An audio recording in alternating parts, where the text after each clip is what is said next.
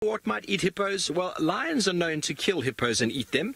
And if hippos die in the water because of natural death or through fighting, then crocodiles, by all means, will have a very good go. The youngsters, like that one you can see in the middle, they are very prone to being killed by lion. Big ones, generally not so much, but then hippos do kill each other quite a lot. Big male hippos will fight for territory, and that's probably the biggest reason or cause of their death. But if they are unaware and not paying attention, youngsters out in the wilderness at night can get caught by lions, and even hyena. I think there was a bit of a sighting up in the Mara recently with some of our friends with hyenas trying to corner a hippo. I'm not sure how that ended, but they are very powerful animals. Very short, stubby legs, and the objective for the lions would be to get them on their back, and that's a very hard thing to do. I once watched 20 lions trying to kill a hippo, and they were all jumping on its back, and eventually the hippo turned around and caught one of them on the head with its mouth and picked it up like a rag doll and threw it about 20 to 30 yards away. Luckily, that lion survived, but the rest of the lions decided, well, this isn't fun, and they left it alone. So a big adult female, adult male hippo aren't really too much of a problem, but the youngsters are the ones that lions might try and pick off. Other than that, though, nothing else really tries to mess with them. Every now and again, in drought conditions, when we get very little rain and the water goes down, that can be the biggest killer of hippos, is the lack of water, because they need water to keep their skin moist, and that is where they live. Well, fantastic. Lovely to see the hippos this afternoon. We're going to go back over to Ralph Kirsten, who's found a very common bird. Well, yes, and look at this very pretty bird here that we found also walking along the ground, and I'm just following him because he's not very scared of me, and what he's doing is a little bit similar to what that hornbill was doing, the one that we call Zazu, but this one is a little bit more like a chicken, and this is called a crested francolin. And why is he called a crested francolin? Because he can put his feathers up on his head that it makes him look like he's got a little hat. But he's not doing it at the moment because he's just looking for food. And so he's scrounging around much like a chicken would at your home. And I'm just following him slowly, and I'm looking at him with my binoculars as well. And I can see that he's got lots of white bands on him, as well as very red legs. But he's going now a little bit into the bushes there. So he's hiding himself. Maybe he doesn't want me to see him anymore. But where are you going, little Franklin? Now, much like the pheasants that you might get in England or in America as well. So, and he's now disappearing a little bit off in there. I wonder if we can see him a little bit better. But I also use my binoculars, which helps me see very far. Looks like he's coming out again. Let me check with my binoculars. Oh, yes, there he comes. And you see he's a little bit orangey red around the neck as well. But look at those very red legs that he has. Wow. He's a very cute little bird, isn't he?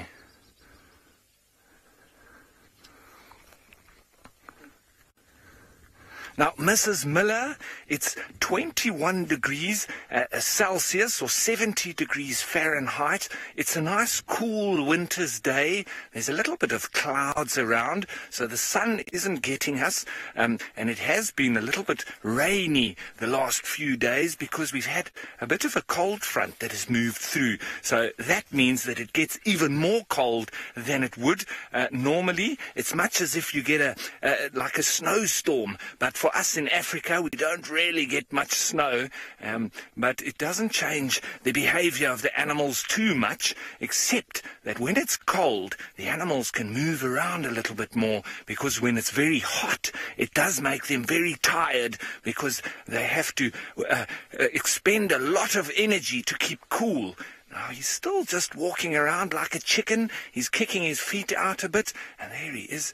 He's just walking now back out into the open. And you know what I want you all kiddies to do? The next time you're watching Safari Live, I want to see you all with your binoculars. And you know how you make a pair of binoculars? You take two old toilet rolls, the cardboard inside, and you glue those together, and you make little holes on the outside, and you put a piece of string so that you can put it over your head, and then when you watch Safari Live, you can look with your binoculars just like me. Okay? So, on the next show, I want to see you all with your binoculars so that you can help me look for the little birds. There he is. Let's use our binoculars. You can also use your hands and just make 2 rings and look through your binoculars. Let's look for the bird. There he is. Still just being like a little chicken. Elissa, this little bird can run faster than I would be able to run. If I had to try and chase him, I'll never catch him. So he can run faster than me, and I can run pretty fast. But this little guy is quite fast in that he can also get away from some of the predators here and the little cats that might want to have him for dinner. So he does need to be quite fast. And I would say he can probably run as fast as you can ride on your bicycle. The fastest you can ride on your bicycle, that's as fast as he can run. So he's pretty fast. And all the animals out here run faster than we can. Even Usain Bolt won't be able to run as fast as that little guy. And that's the fastest man in the world.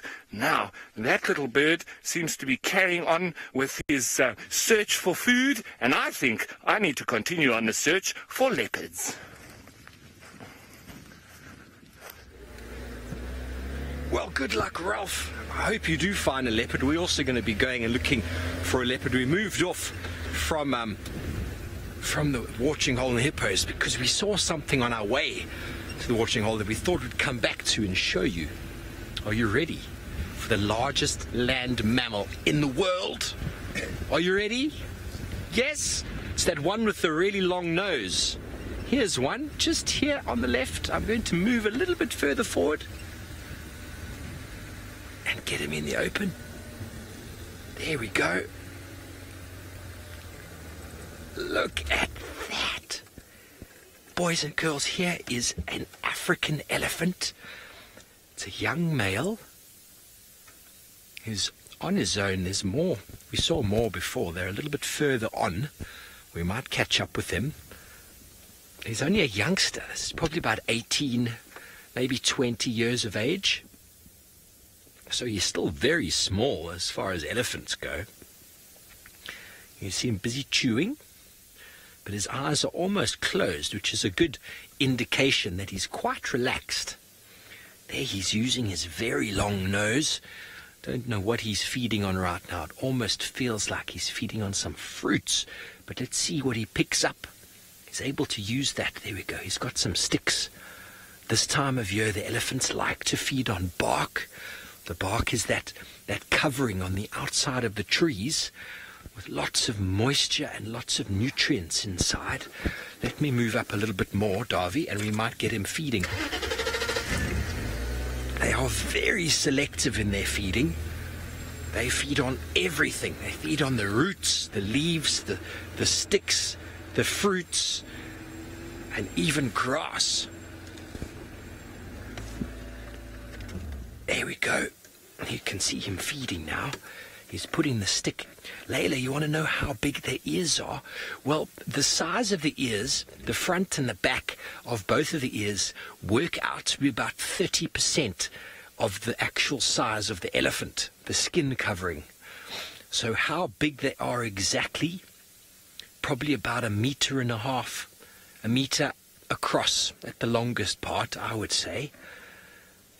But they work as a very, very cool technique for cooling themselves down. And once again, Lou, if we can go to the thermal, we'll have a look at how this very big animal uses his ears to cool down. Look how warm his body is. He's got a huge warm body. And look at the ears, because the skin is quite thin on the ears, and there's lots of blood networks coming into the ear, and when he flaps it, the more flapping he does, the more heat he loses, and so the more he cools down.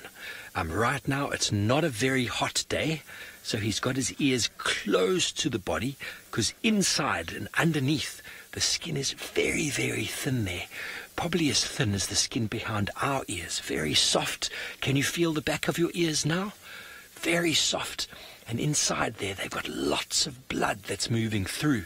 And that is what's actually cooling them down. So if he flaps them, it gives them lots and lots of warmth. But you can see how blue the ears are now, can't you? The tips of them. There we go. Look underneath. You can kind of see how warm it is in there.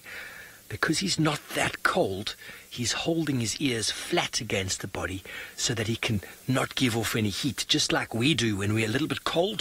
What do? We take our arms and we stick them into our armpits, don't we?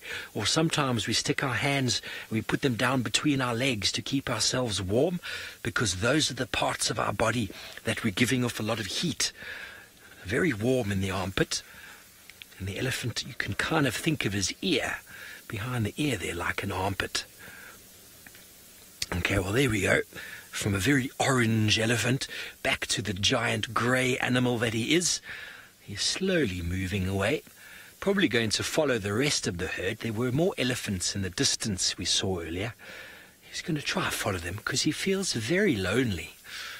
Jack, you want to know how long their trunks are? Well, you know, from the ground up, an elephant can stand from shoulder height, probably about 4 meters, so about 12 feet or so. So I would say his trunk is just over, about half of that, maybe 6 feet, just less than 6 feet long. And they use it for everything. They use it for feeding. You see he's busy grabbing that branch there. He's sticking it into his mouth. There we go. He's ripping off the leaves. He's kicking it with his foot. And then they also suck up lots of water into their nose, which they then push back into their mouth like an enormous straw. He's got a little bit of takeaway food. I don't know if you can see, there's a little bird following them. Oh, he's disappeared. There's a little bird following him. He's very brave following an enormous animal like that. Well, as this elephant moves off, I think we might be able to come around onto another road that's going that way and see if we can catch up with the rest of the herd, because that's the direction we wanted to go to follow up on a leopard that was seen earlier today. Very exciting afternoon. You've seen the hippos now. You've seen an elephant. I hope you're keeping a list of all the wonderful animals that we're showing you. Don't forget the birds as well. And Ralph has gone and found another animal for your list, and this one is one of the favorites from the Lion King. Well, yes, look what we've found. These are wildebeest. Now, they also are on the Lion King. Remember when they all stampede down the canyon, and that's when the little cub gets caught in the way. Well, these guys aren't stampeding. They're all watching us, and there are actually a couple of them also rolling around in the sand. They do like rolling around in the sand. I don't know if you can see them from there, but they're very much like zebra, who also like rolling around. And I'll just show Ferg exactly where. There, Ferg. There we go. But they are very strange-looking animals, aren't they? They've all got horns, and they use that to protect themselves against the lions, because that is the only way that they can look after themselves. And the lions have claws and big teeth, but what the wildebeest have is a pair of horns. So they use that to try and defend themselves. But these guys are just very relaxed now. They're not doing too much. Looks like they are quite enjoying themselves, eh? And they're quite hairy, and they've got quite a big mane. That's what you call that long hair around their neck. That's called a mane. And that's like what a horse would have as well on the top of its head.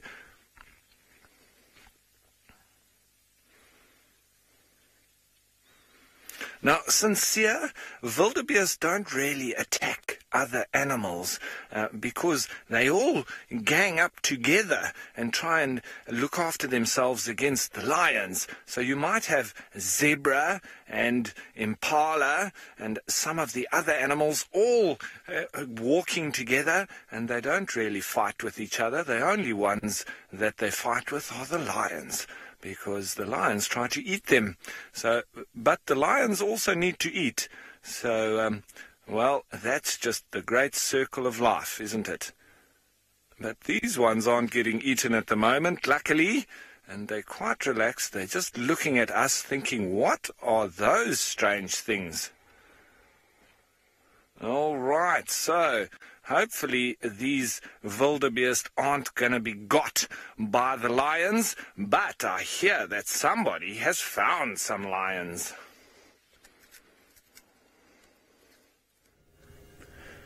I've got quite a very beautiful sighting here of the Talamati Pride. It's one of the prides in the area. We are right on the western side of the Juma Game Reserve, and they are very much relaxed. There's quite a few of them here. You can see one of them trying to clean herself there. This is what they do, the lions, when they're dirty. So they use the tongue in order to clean themselves. You can see it's quite a few of them. I'm not too sure how many they are in this area, but I've seen, I think, 4 to 5.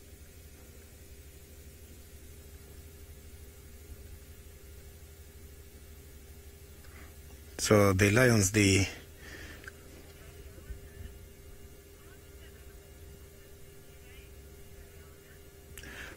Diana, the animals don't get that very cold. If you can check, animals such as the herbivores, they spend their all day long feeding because they try to get energy. The food they are eating every day for long hours is the energy they are trying to have in order to survive against the cold. So lions, cats, mostly they do their activities when the temperatures are cool. So the lions get excited during these kind of temperatures. So normally by this time of the day, lions are sleeping completely flat. But I can see some of them are even more active, whereas some are still sleeping. So we are lucky to find that some of them are just relaxed with their heads up. These animals can sleep for about approximately 18 hours.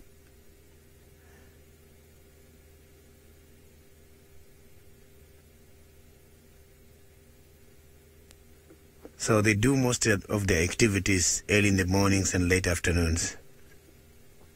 So you can see the tip of the ears are black there.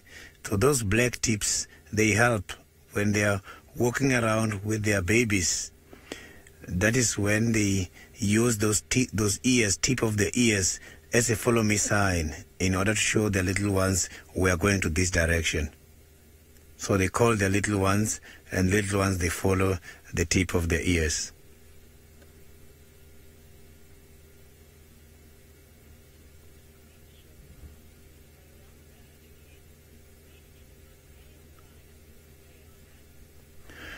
The question from Diana, the males, I haven't seen them. I'm trying to check here, and I haven't spotted any of the males. But when it comes to the animals such as the lions, it's normal. The females, they walk in prides. A pride is just a group of lions consisted of the females together with their little ones. Males, they tend to form their own group. It is called a coalition. So we don't have it here. Coalition is just a group of males.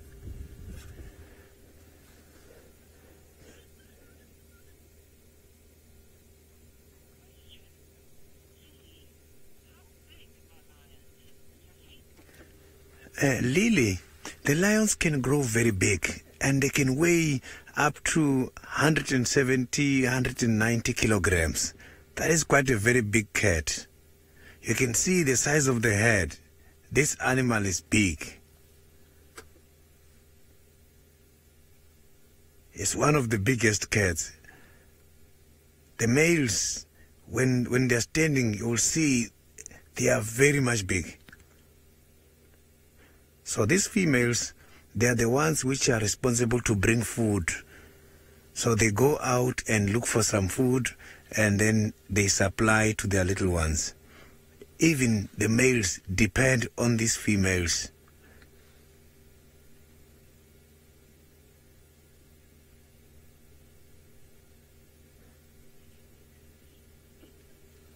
So now, while still enjoying the lion sighting, we can now go to Steve and see what the elephants are doing on the other side. Yes, well done, Sydney. You've managed to find another of the big animals. We have come around and found the rest of the herd. And here is a few females with a youngster in the front. And that female there, you see her flapping her ears now. She was actually asleep. They fall asleep on their feet, elephants. If they're not eating and they're not drinking or walking, they have a little nap. And they don't often lie down when they sleep. They often stand up like a horse and just kind of nod off for a few minutes. And her youngster, probably her son in front of her there, is looking for a little bit of attention. We all do that, don't we? Mom and Dad want to have a little nap, and now it's time we want to play. He's going to come play with us now. He's got himself a stick. Look at that. I've got myself a stick. Mom's awake now. He's going to come and show us how big and strong he is. There we go. It's probably about a 5-year-old, that one. 5 or 6 years of age, judging by the size. And there you can see Mum is busy digging. She's woken up and she feels like she needs a snack of roots. And she's using her foot to dig into the bushes there. And look how that youngster is learning. The youngster is watching and seeing exactly what Mum is doing and learning, okay, if I do this with my foot, I'm going to be able to get something from inside of there, and then I can use my trunk or even my tusks. Reese, you want to know why they have tusks? Well, the tusks are used for digging into the tree and then ripping off the bark.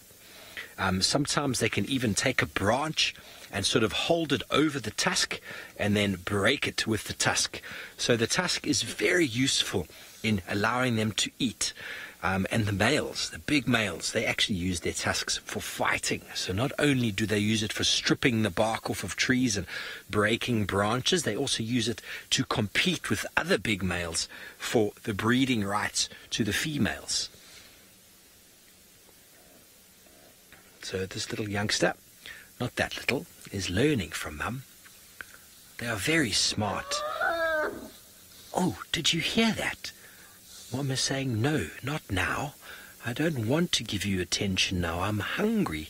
Alex, not all elephants have tusks. Some of them are born without tusks. That's kind of like a genetic thing. Some of them are just have and some don't, but most elephants do have tusks. But it's one of those things that happen every now and again where they just don't develop them. There she is. Where are you going, Mama? She's woken up and she's realized how hungry she is. She's going to show you what a bulldozer she is. Look at that. She's pushing the whole bush over. She wants to get at the roots. These trees, they take lots of their best bits, all of their good stuff, into the ground, underneath the soil, to hide away from all sorts of animals. And she knows it. You can't hide away from an elephant. They are very big, very strong, and if they want to eat something, they're going to get at it. Very, very cool. There we go. Look at her. Look how she's smashing it down with her head. Jordan, you want to know how they can protect themselves? Well, have a look at her. She's taking that small tree and she's just squashing it with her face. Elephants are very big. They can get up to 13,000 pounds. The big males, the females not as big as that, but you know, even that lion you saw there, they will never get more than 400, maybe 500 pounds, never ever. So elephants are far bigger than they are. So what they'll do is they can chase things, they can squash things, they can hit them with their trunk, they can kick them, they can stab them with their tusks. There's lots of things that elephants can do to defend themselves, but one of the biggest things that they do is they just make themselves look very, very big. They spread out their ears like this, and they stand up very tall, and everyone gets very scared and runs away. They try to do it to us sometimes, but it's very important not to run away, because if you run away, it becomes a game to the elephant, and then they want to chase you. You don't want to be chased by an elephant, because they can run at about 23, 24 miles an hour, and they don't have to run around the bushes and the trees. They just run over them. But if you ever come out on safari, your safari guide will tell you exactly what to do and what not to do with elephants. They are the biggest of the animals, so it's very important that you understand how to behave around them. Like right now, we're giving them lots of space. We don't want to go in there and disturb their dinner or their breakfast. You did have a little nap, their afternoon tea. Let them have space. And if you don't sort of bother them and you don't chase their youngsters around, elephants can be very pleasant. They don't feed on meat, you see, so they're only feeding on leaves and branches. So essentially, if you leave them alone, they will leave you alone. Tommy, yes, they only eat vegetation, so seeds and fruits and branches and leaves and grass. So very vegetarian diet. Every now and again they might eat a little bit of soil just to get some nutrients in that they are missing. And every now and again it's actually quite funny to see. But if you look in the road over here, Darby, we look at one of those dung piles, and you see one of those balls in the road. That is an elephant dropping, and every now and again the youngsters will eat that because it gives them all sorts of things inside their tummy, which helps them then to digest the food that they eat. So that is one of the things they eat, but that's still vegetation as well. But there's lots of little good things in there that help them with their feeding and their eating.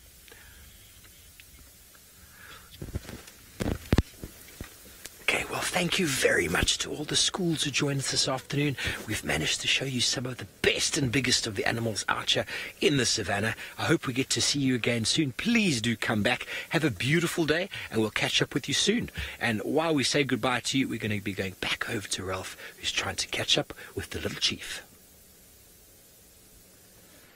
Yes, well, I am trying to catch up with the little chief, but obviously we always stop for everything else in between. And I just want to welcome back all the regular viewers. And I also want to remind you to please send your questions and your comments to the hashtag Safari Live on Twitter and on the YouTube live chat as we're watching these magpie shrikes having a little tiff with a yellow-billed hornbill. I'm not sure what it is that they are having a bit of argy-bargy about, but nonetheless, it's always easy with the sort of blackbirds, because there's not a large array of different blackbirds in the bush here in South Africa. If we can think of them, it would be the magpie shrike, southern black tit, the fork-tailed drongo is also pure black. The square-tailed drongo as well. What else? The bigger one would be a black eagle or the Verreaux's eagle. What else are there? If you think of any other black birds, maybe a red-winged starling is a little bit black with that red on the wing. Yes, thanks, Lou. She's saying the cuckoos. So if you think of any of black birds, send it to the hashtag Safari Live on Twitter. Which are the other black birds? So we do have some of those. I think the Class's cuckoo. No, he's got the green in him. Let's hear it from you guys. Which ones? There are, I know those cuckoos, but you can tell me as well. And so there's not too many black birds, and especially just with a little bit of white on it like that. We know the southern black tit is a little bit smaller, also with the white on him. So it's pretty easy to identify, but these guys got much longer tail than that of the southern black tit, and their call is quite different as well. Now, we're making our way towards Twin Dams. Right, Mafuta, you say the cuckoo shrike or the black cuckoo. Absolutely. Good one. Thanks, Mafuta. Yeah, so what else? Which other ones? Angie, you say penguin. Bobby, you say crow. Yes, absolutely. Well done, guys. Penguin and black. They also got white on them, but we wouldn't find them in this kind of habitat, but absolutely perfect. And there's a couple of other ones as well, so send them in to the hashtag Safari Live on Twitter. Right, I think I'm going to continue on. We are trying to look for Hosana, otherwise known as the Little Chief, and we do know where he was this morning at Twin Dams, just hiding in a thicket there. So we're going to go see if we can catch up with him, if he hasn't moved. If he has, well, we'll just have to practice our tracking and trailing then, won't we? So I think it's time for us to move on as these birds have moved on. And so while we're searching for leopards, let's head you on over to the lions.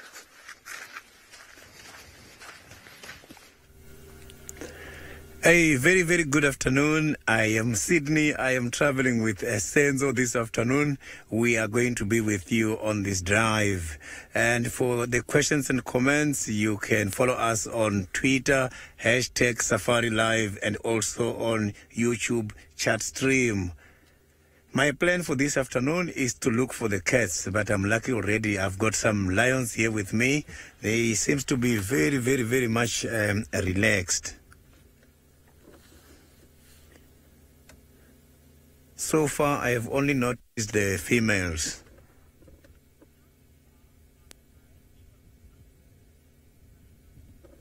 Raphael, the distance between these lions and the buffalo head is quite very big.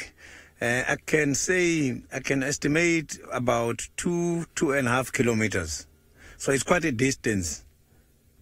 But the possibilities of these lions to go to that direction are very, very high. I'm just waiting to see if maybe they're going to wake up now and show me what they're thinking. But at this stage, it's very, very much difficult to check their mood.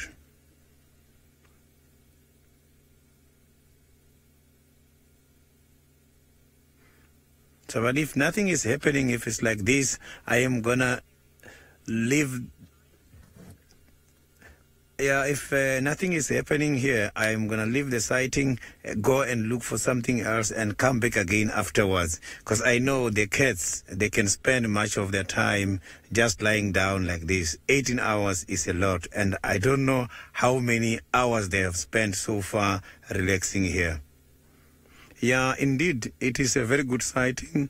To me as well, this is very much exciting.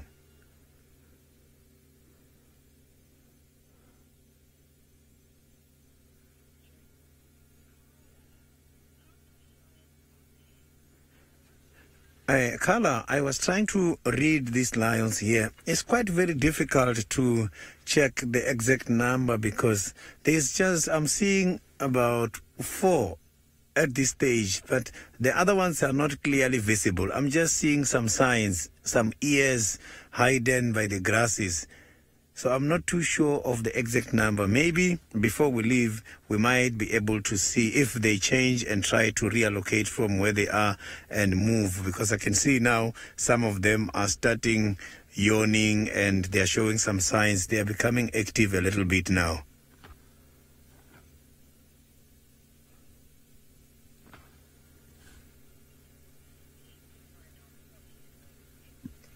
So now let's go to Steve and find out what Steve is going to do now.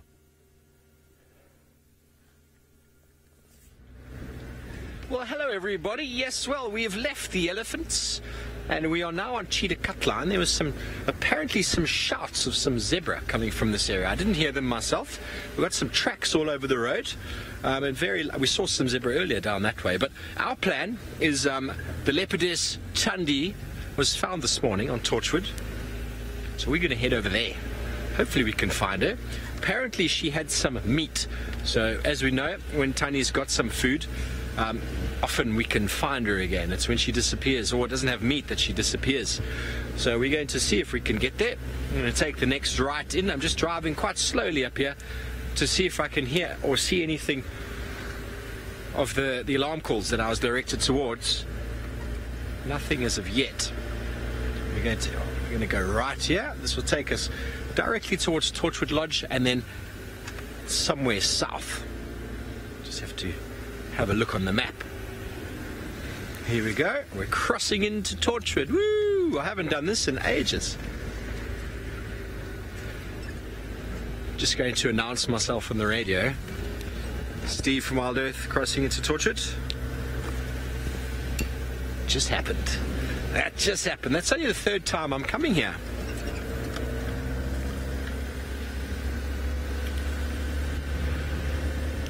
Tex, I'll have a look on the pin. I'm not 100% sure the road. I'll have another look now. I've got to correlate it with the pin and the map. But yeah, it's somewhere around Pump House Road. I'll have a look. So Texan is obviously keen from Voyatella Lodge. He's going to be on his way soon. And hopefully we don't have any gremlins this afternoon.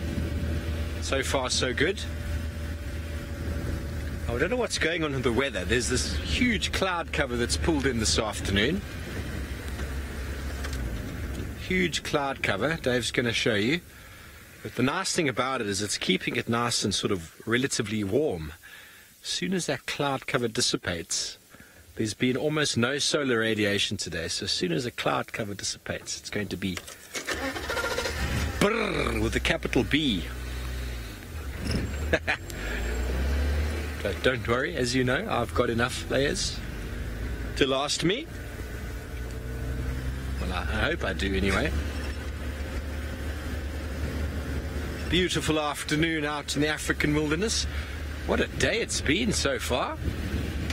Lovely elephants. Sydney with some buffalo and the Talamati pride. I've yet to see them. And hopefully Ralph manages to relocate on Osana. So let's go over to him and have a listen. Well, I haven't been able to find Osana yet, everybody. But as we come through here, we can just see some animals through the bush over there. And that very characteristic white toilet bottom of a male waterbuck. Now, it looks like they're walking a little bit through the bushes there. They are a little bit nervous of us here. So let's just see if we can maybe get to see them again. I don't know if we will, but we can always try. They are quite nervous because we're on 2 feet. And we know that animals, especially the antelope, are rather scared of us. And when they see us, this very strange, upright walking animal. But let's just see if we can get through the bushes here a little bit and get another little view on them. I think we might be lucky that they find this bush here a little bit safe for them as well. It's between us and them, but they might have moved off altogether. Let's just have a look. See, there they are. We can see their bums through here, but they're going to start disappearing off. There they are. That's it, and there's one female there as well. She's now looking at us. That's quite nice, isn't it? Okay, so we've got a nose Ferg. If you come this way a little bit, you might see her a bit better. But there she is, watching us, watching her. Well done, Ferg. It's not easy pointing that camera through the bushes here and getting it right on the end of the zoom. So these cameramen have got some serious skills. And we've got a different set of skills. We are the guides, and the cam ops definitely have their work cut out for them, trying to get right in on these guys on a far distance like that as well. It's normally not easy. But as I say, you see, the security of having this thicket between us and them does make them calm down a little bit, and they can feel safe now. That they can see us as well. You often see how the antelope can really want to see what a predator is up to, and that's what they think of us as well. I would have to say that we're, like a super predator, as a lion would be. So they're always very nervous of humans on 2 legs. All right. So speaking of super predators and those lions who love to sleep.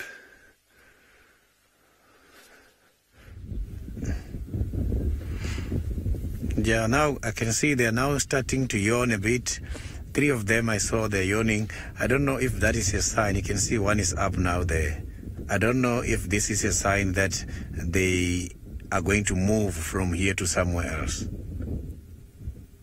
One is already up now. I can see standing there. I'm not too sure what is attracting that lion. Oh, now there's a bit of movement.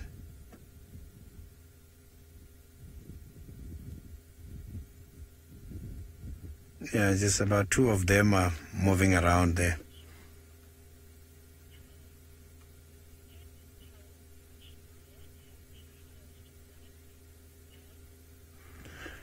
Yeah, at this stage it's very much difficult here to tell which one has got the highest rank here in this family. Yeah, but when going around with the same pride every time, it's easy to see which one has got much powers.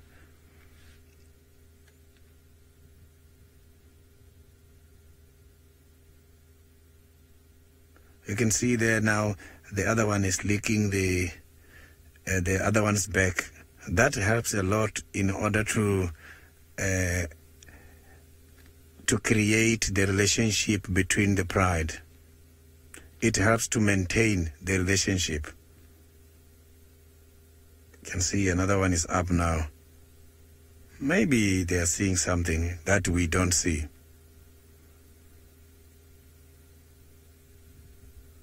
Maybe they are seeing something that we don't see.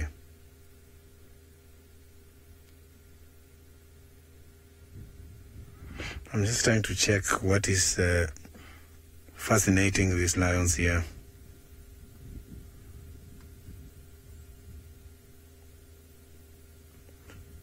So I'm gonna have to be very much observant and try to see, and I will lower my voice a little bit. Maybe they are seeing something which is nearer that I cannot see.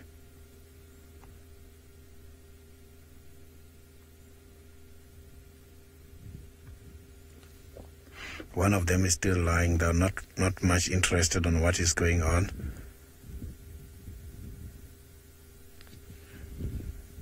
Now I've got a better sighting. They are now coming out.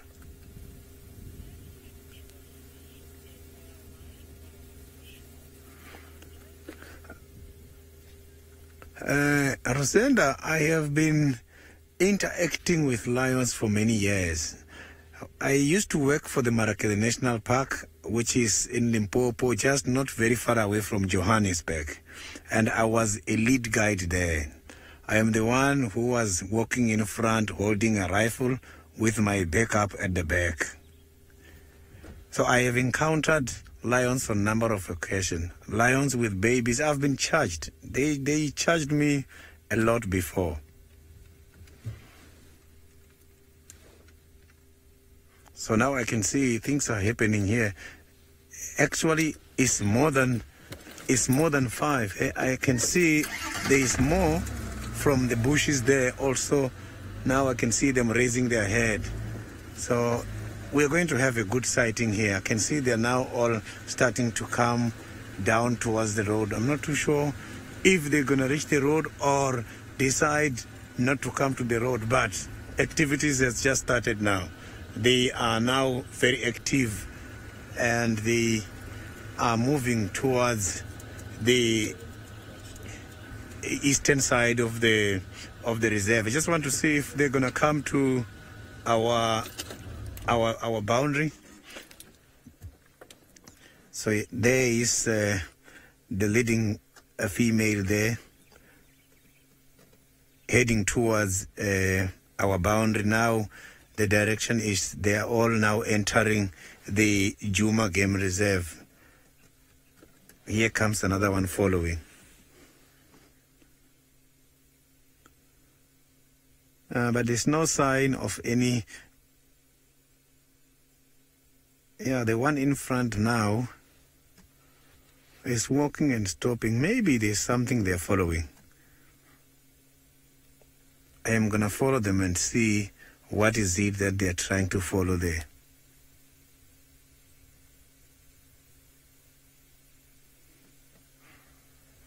Look at that. Beautiful, eh? Look at the black tips of the ears. These animals, their roar is associated with the African experience. They look very small, but they can make a very big noise. There's one coming now still.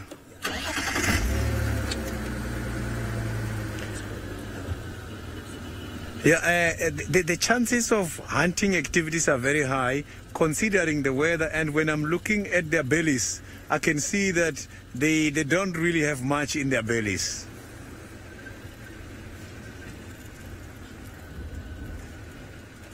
So now I just want to see if we can have a better sighting from here where we are. Yeah, but looking at the bellies, if you can check this one now, going to pass, you can see that she doesn't have much.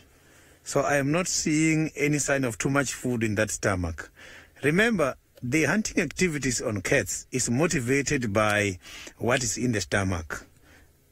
When they've got too much in the stomach, they cannot run very fast. So maybe they are looking at something. So when I'm looking at that one on the road, it seems like there's something that they're seeing that I am not seeing, because the other ones went much more this side.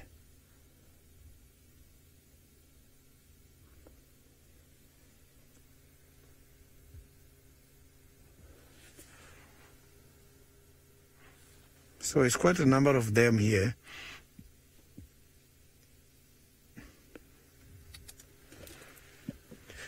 So now I'm just going to pull forward and see what is going to happen. Already I've seen there's even more still at the back. So they are following.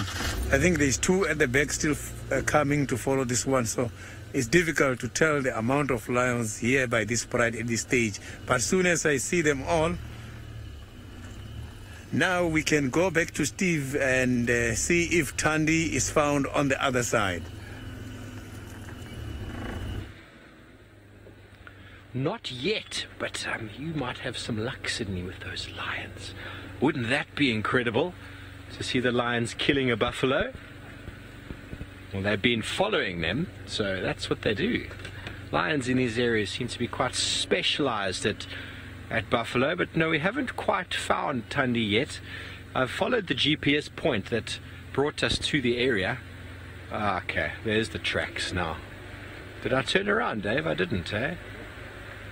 Okay, here's some tracks right here, which might be the tracks that we are looking for. We didn't quite drive this far. So we're just going to have a little look around here. Vehicle's gone off just a little bit over here on the right-hand side.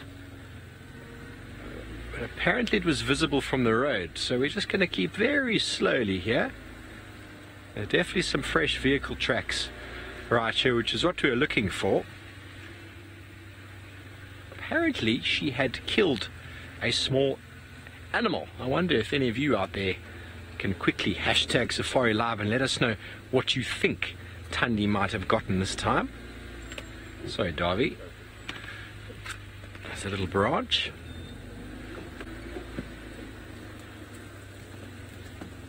Maybe it's a trick question. Aha, maybe it's not a trick question.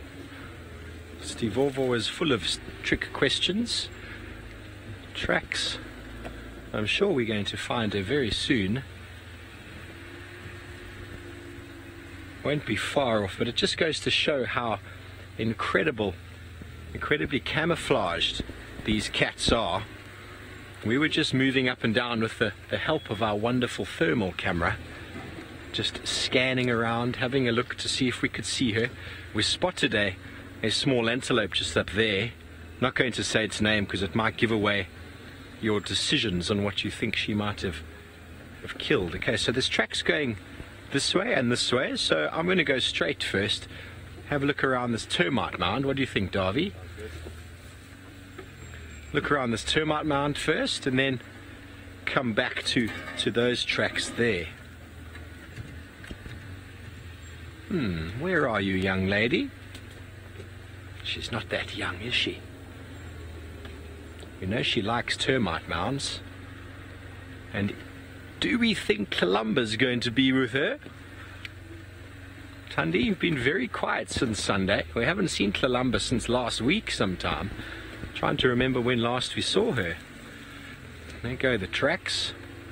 Gone over this little stump here. We shall do the same. Okay, well, while we try and find Tundi, we're doing whatever she's doing. Let's go to Sydney. The lions are on the move.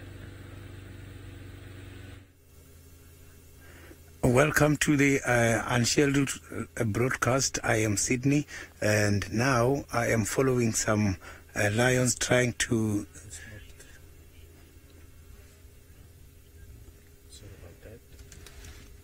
So you can see now is stalking the buffalo.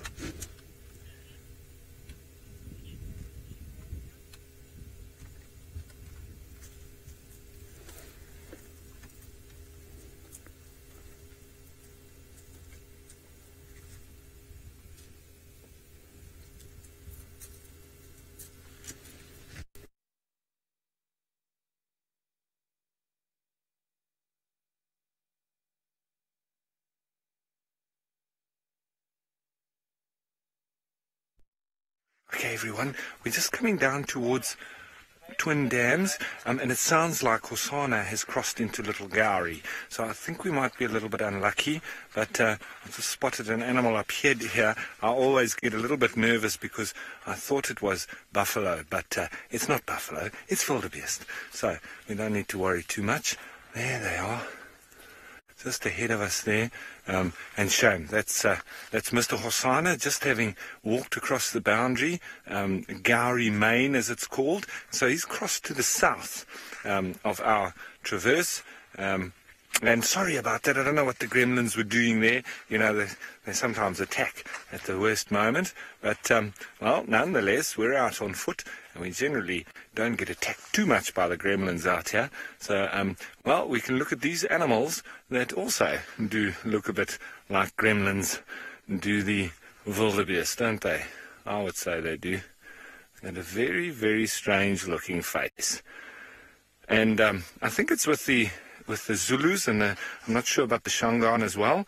Their sort of cultural stories around them is that the wildebeest is a mix of all sorts of animals. So they are not the normal animals in the sort of local traditions. Now, I'm going to go down towards Twin Dams and just make sure that Hosana maybe doesn't come back there. But while I'm doing that, of course, you'll have to go back to the lions. Yeah, it is a very interesting sighting here where I am. I can see the lions are trying to stalk a group of buffaloes. Already they are arranging the positions as I'm talking now. It's just that they are getting very much camouflaged with the grass. Something is happening here. We might be lucky with an interesting action. Buffaloes, they are not aware about the presence of the lions here. So I can see that they are slowly trying to approach the buffaloes. So I am not going to move here where I am, and I'm not going to talk loudly as well, because I don't want to disturb these hunting activities.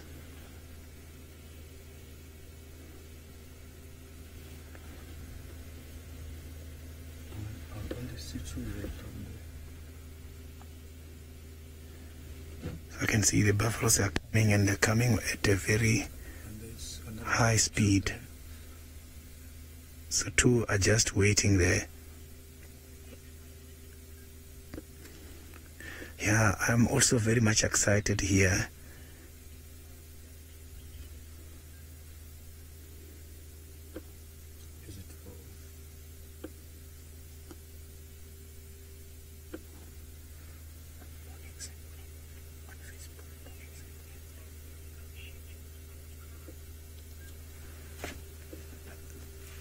Good afternoon and welcome to the unscheduled broadcast. I have got some lion activities taking place here with me now, and for your comments and questions you can follow us on Twitter #SafariLive.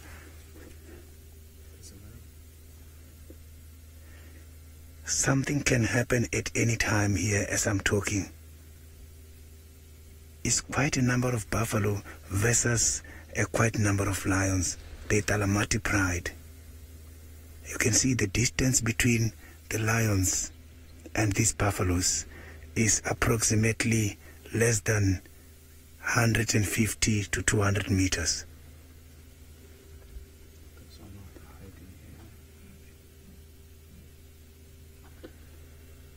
There is even something I heard now. I heard a leopard soaring.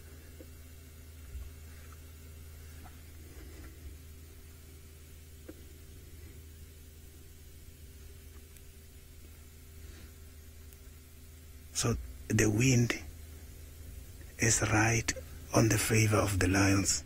These buffaloes are definitely coming closer and closer, but I can see that they have not yet discovered the presence of the king of the jungle.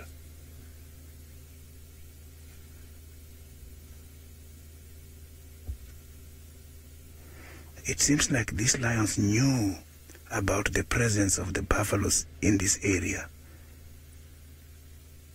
They might have been following these buffaloes since yesterday.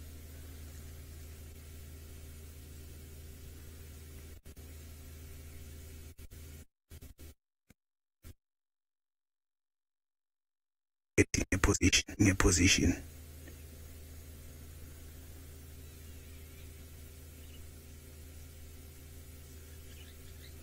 Apparently, one buffalo is gonna be enough for this pride.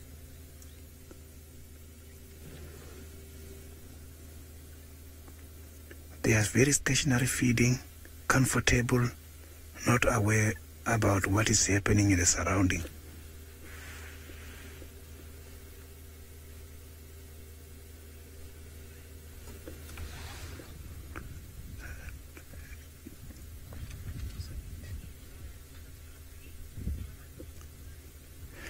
Thomas, yes, the lions, they look hungry, but not very hungry.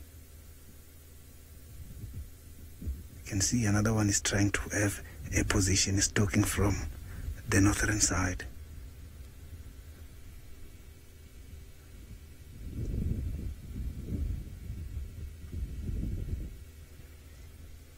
So these lions at this stage, they have closed all the corners. Some are on the southern side of the buffaloes and one is on the northern side, whereas one is right on the front. All the buffaloes have stopped.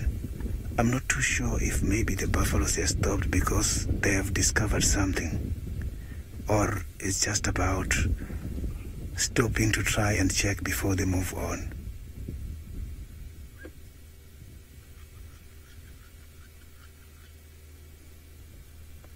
The wind is blowing, and still the wind is blowing towards us, and where I am is where these lions are waiting. So at this stage the wind is still favoring the lions.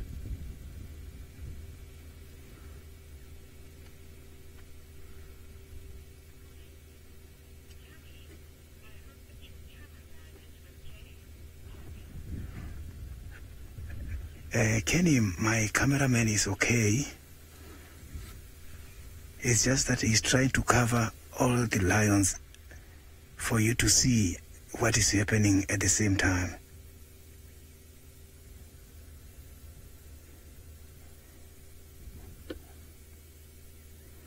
The distance now between the lion that we are seeing together with the animal is now, I can say, is about 100 meters.